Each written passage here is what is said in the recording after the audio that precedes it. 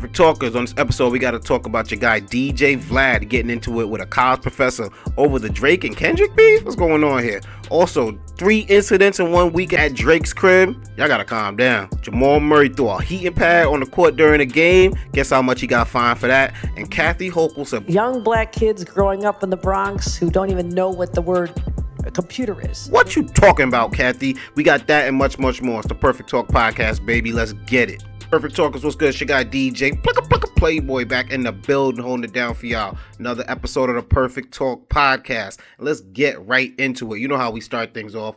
Plicka's Spotlight Story. Sometimes I hear a story during the week and I want to shine a light on it. Sometimes it's a big story, sometimes a little one, man. This one was one that everybody was talking about, man. Fresh off the heels of his beef with Kendrick Lamar, Drake's home has 3 incidents in 1 week. Yes, that's right, people. First, a security guard was shot at Drake's mansion in Toronto. Not many details were given about the incident, and it seemed to be a drive-by shooting. Now, that occurred on Tuesday. On Wednesday, Toronto Police Service officers were called to Drake's home in response to an individual attempted to gain access to the property.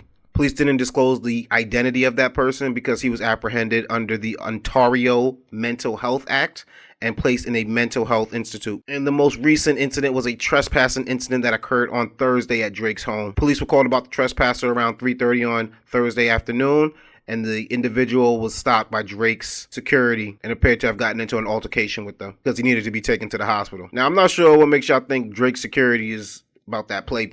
Because I'm sure he pays top dollar. And I do not like to talk about how this might be related to the Kendrick Lamar Drake beef.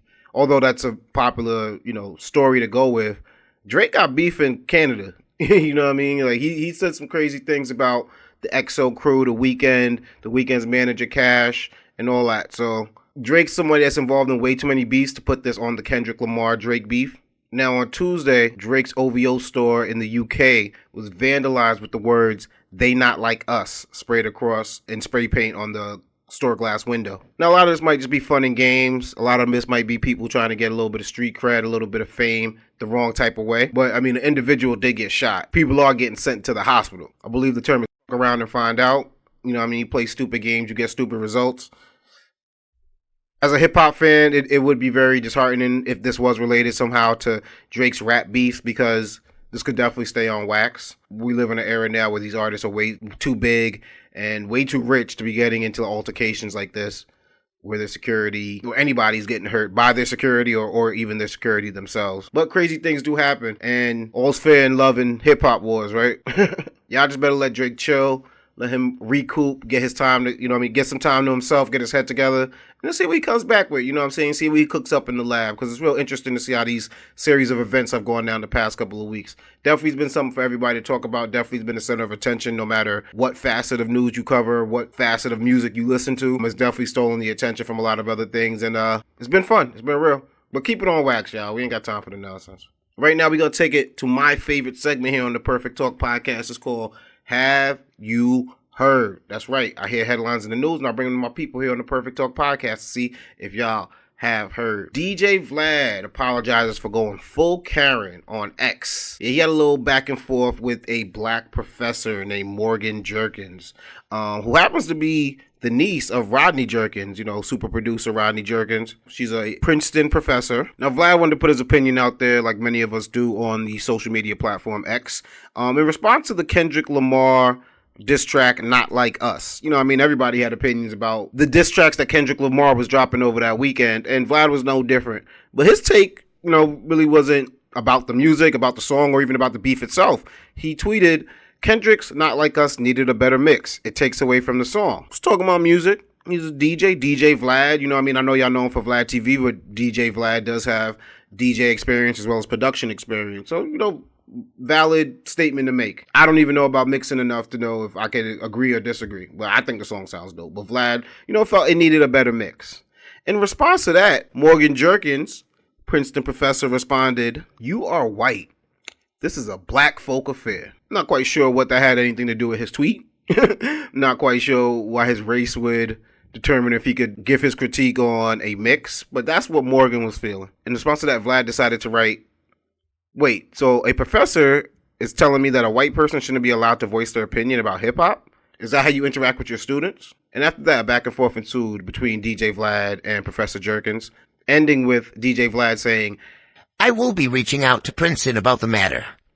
Only to backtrack that up and say, since it's Monday, let me clear the air and state that I never had any intention of filing a complaint to Princeton for former Professor Morgan Jerkins, saying that a white person isn't allowed to comment on Kendrick Lamar music. She trolled me and I trolled back. At the end of the day, it created interesting discussion about race relations in America. I will be discussing it in my further interviews. This is after Professor Jerkins said, well, my time is already up at Princeton. Feel free to do what you want to do. After DJ Vlad received several comments calling him a Karen for wanting to complain just for getting in an argument with somebody.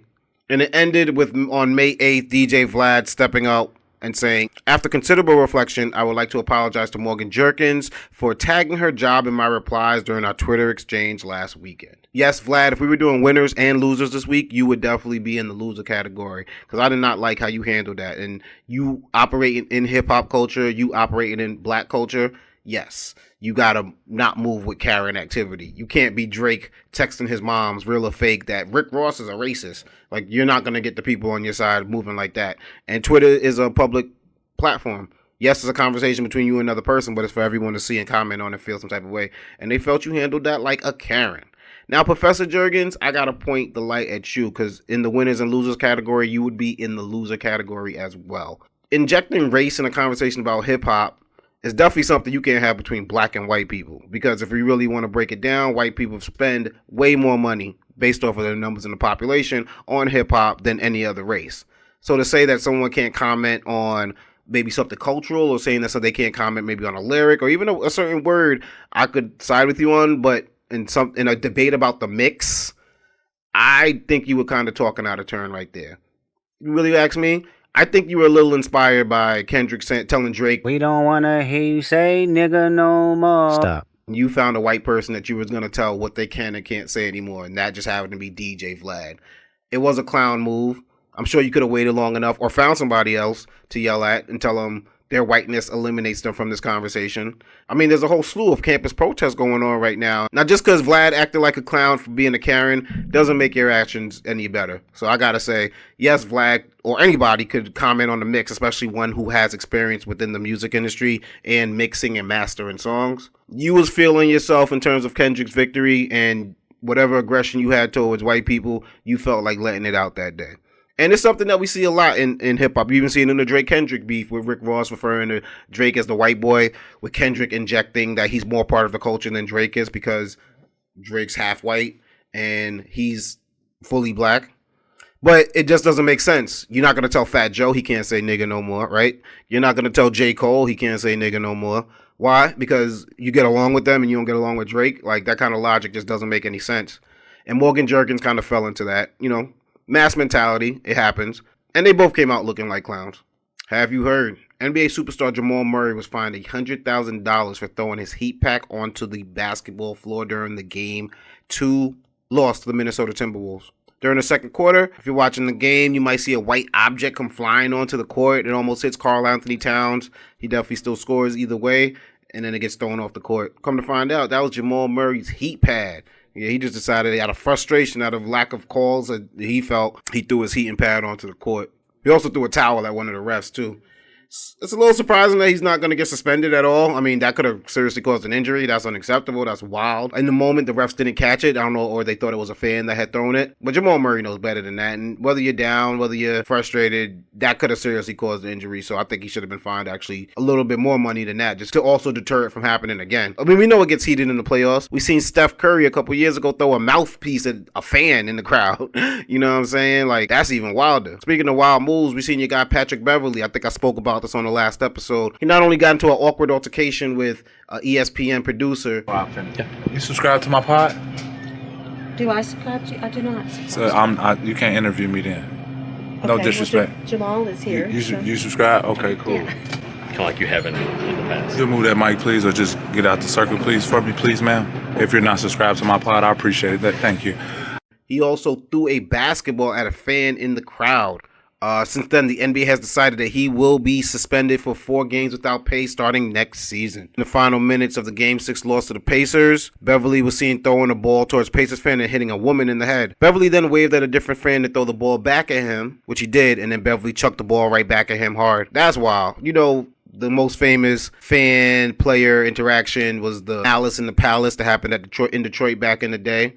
We also seen Russell Westbrook get into back and forth with fans, get him kicked out, but you can't be throwing projectile items at them, Patrick Beverly. You got let them throw it at you first, and then you can wild the fuck out. But you really can't be out there just tripping. Now, Beverly said that, you know, he reacted that way to the fans because of what happened. It was an unfortunate situation that should have never happened. What I did was bad, and that should have never happened. I have to be better, and I will be better, Beverly said on his podcast. He also said, regardless of what was being said, and it was much more than can't cool on 3. Let's just say it was more than that. I've been called a lot of stuff in this league. I haven't been called that one. Still inexcusable.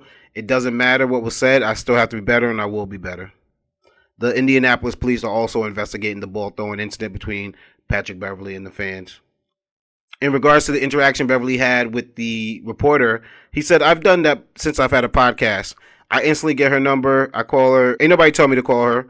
Like, I literally find her number, call her number, like, hey, I know you probably get a lot of people reaching out to you, and I apologize about that. It was never my intent to disrespect you. We got on the phone and laughed about it. That's dope that, you know, Patrick Beverly is able to move on, and that didn't turn into a worse situation. And you know your boy DJ Playboy here at the Perfect Talk Podcast is going to keep you informed on everything going on, man. I had to follow up with that one, man. Have you heard? Kathy Hochul, Governor Kathy Hochul of New York State, said black kids in the Bronx don't even know the word computer.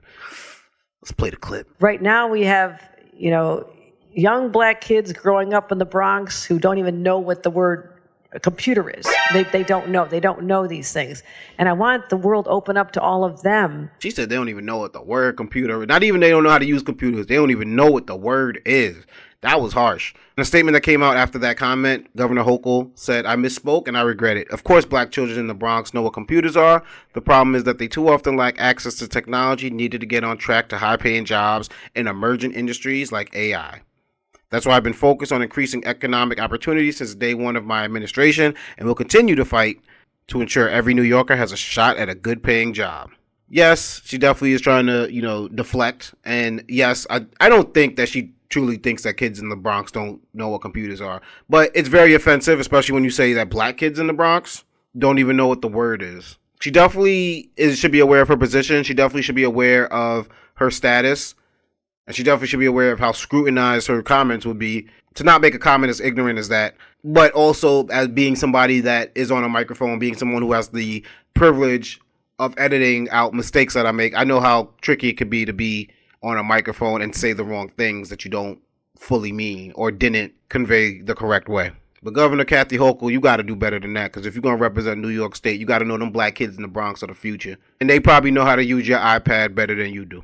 And I'm not going to lie to y'all today, man. I had a story about Caitlin Clark, but Caitlin Clark gets so much media attention, I had to point my focus somewhere else. No disrespect to Caitlin Clark. I think she is going to bring a ton of money to the league. She's already brought a conversation to the league because she has a signature shoe coming out and an insane Nike deal. And it shined a light that all the players in the WNBA who have a signature shoe are white athletes. No black athletes in a league that is dominated by black athletes have a signature shoe with Nike. Well, that is all changed. Asia Wilson of the Las Vegas Aces has announced she has a signature shoe coming out in 2025. Not only that, but she's getting her own line with Nike. She announced this on X in a release with Nike and rocking a sweatshirt that says, of course I have a shoe.com. Because you know, people was probably asking her, you don't got a shoe? Don't you have a shoe? So it's about time she got her props, man. I got to shout out Asia Wilson. And like I said, no disrespect to Caitlin Clark, but I got to shine a light on the sisters out here getting their shine. And also, I know Caitlin Clark is going to bring so much shine to that league. She's already increasing the economy and the amount of ticket sales that the Indiana Fever have ever sold. So I know she's going to do her thing, and I salute her. And I feel like part of the reason that Asia Wilson is getting her sneaker is because of what Caitlin Clark is out here doing. So shout out to Caitlin, shout out to Asia, shout out to the sisters out there getting their sneakers. And I want to see this be more of a trend because there are some talented sisters. So let's see what the WNBA could do this season. Let's see how much shine they could get. Let's see how much attention they could get with the light on them. Let's see if they can show improve. And there might be many more stories like this coming up in the future. Yo, that is another episode of the Perfect Talk Podcast in the books, my friend. Like that, go check me out on X at DJ Playboy. Go check me out on Instagram at Plickapeezy, PLICCAPEEZY. Also, follow Perfect Talk Podcast on Instagram at Perfect Talk Radio, and check out the website www.perfecttalkpodcast.com for everything DJ Playboy Perfect Talk. And of course, we got the merch on there, man. Go get yourself a mug, t-shirt, sticker, whatever. Yo, it's your guy DJ Playboy telling you to spread love. It's the Brooklyn way, and I'll catch y'all next week, man. Peace.